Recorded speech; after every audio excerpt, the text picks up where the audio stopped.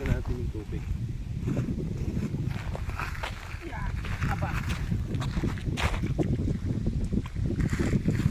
Ay, oh. Quality. Quality. Ay, amoy sulfur.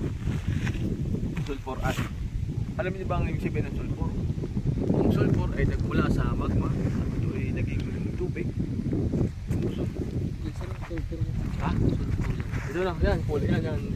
Yan may kulay kalawang na yan kaya ito. Ito, sulfur yan. Yung bubukal dyan. Ilalim dito, no? Yan. Ilalim dito, bubukal dyan. Butas na. Oo. Oo. Kaya butas na? Hindi natin alam ba? Diretso na dun sa dagat. Kahit kaya walang exit yan, butas yan pinalim. Kaya may tubig. Oo, ano. Dagat. Galing.